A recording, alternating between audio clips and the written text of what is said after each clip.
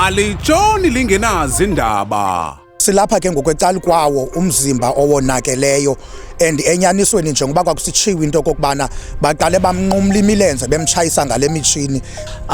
Noba umuntu ebeyintoni okanye ebenze ntoni, ayithi umuntu makabulawe ade abulawe ngolu hlobo silibona apha lumasikizi. Chopha ndikubalisele. Ufumaneke uzizicuku unuka umzimba owatshiswa waze wangcwatywa kwindawo yeBhulu yeFilipi eKapa.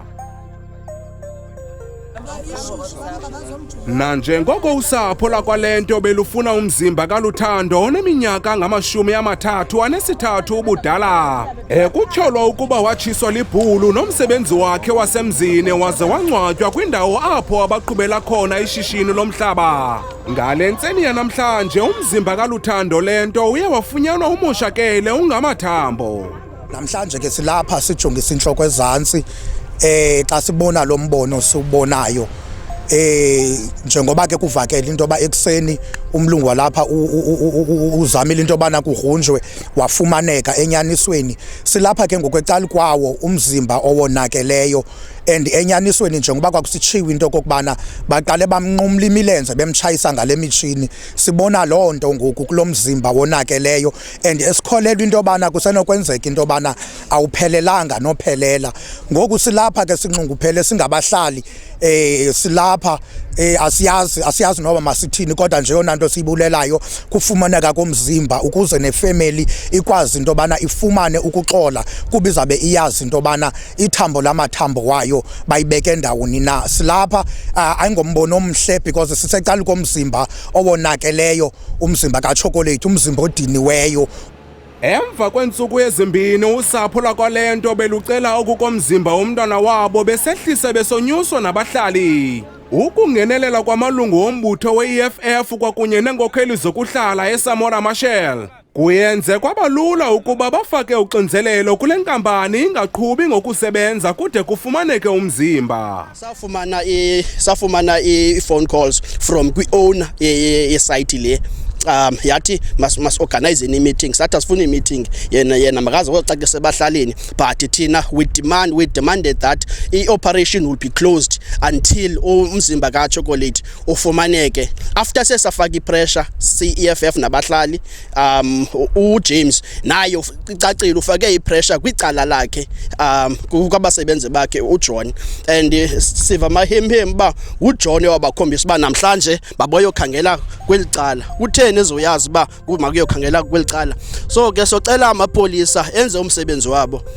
Ndinewari ke into yokubana yonke lento yenzekayo ikhonjwa kubantu abangaphandle, kodwa i-instruction sisabuza into yokubana bebeyifumene phi.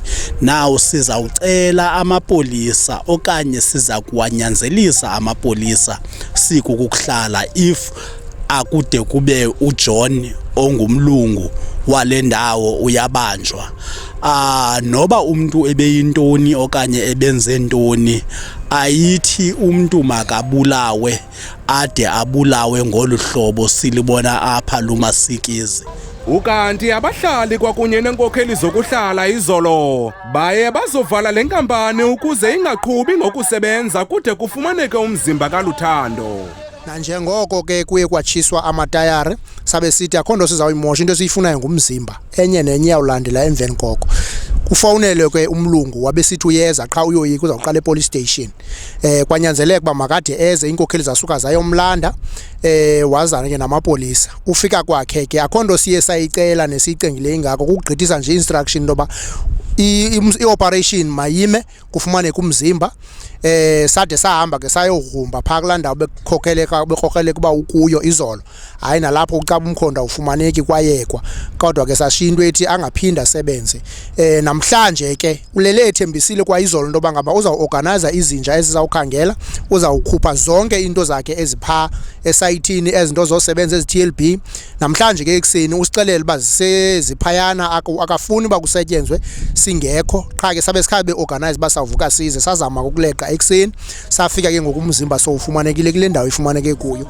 Usapho lukaLuthando lubulela ukufumana umzimba womntwana wabo nanjengoko bekukudala bewufuna ukuze benze amalungiselelo omngcwabo. uLuthando lona ngokamntakwethu nguLuthando lona lento eligama likaChocolate ligama lakhe lalapha eFlay ebesingalazi. Siyabulela tshata nje thina uba amadambo wakhe umntana efumanekile. Sizawuhlangana ke ngokusukela ngoku nomthetho sidibane siyifamily sisebenzisane sincedisane ngendlela yokungcwatywa kwalomfana kuba besingalindelanga ungcwaba yena besingazi yena ezawubulawa. Into esizawuyenza ngosawudibana nemthetho sinalo mntu wenze lento sibonisaneni uba simele kumngcwaba kanjani. Zama ukuthi ke sibulela kakhulu kubantu baseFlay ngoba bekwazile ukwenza indlela yoba bakhwaza abantu xa kukho into enje singabazi nobazi side nathi siyifumane. Inkosi. Uceba waseSamora oziboneleyo umzimba wenze umbulelo kulamakhasi ngokuthi gqolo ukupapasha elibali bengafihli makhuba kulinywa. If bekuthiwa ngumuntu omhlophe lona ndikholelwe nxa ndiza kuxelela into yokubana o-e.tv ngebe lapha namhlanje namanye amaphephandaba wabantu abamhlophe ezokuqinisekisa into yokubana lento ayayipublisha, but because of ingumuntu omnyama ayihoyekanga. Siyabulela ke kwezi media zenu Mikhulu Production yo ezitshisayo into yokubana nisoko niqinisekisa into yokubana nisoko nikhona for thina singabantu abamnyama abangathathi intweni. Amapolisa aza kuqhuba netyala lokubulala nanjengoko bukhona ubungqina kubanje abo babandakanyekayo.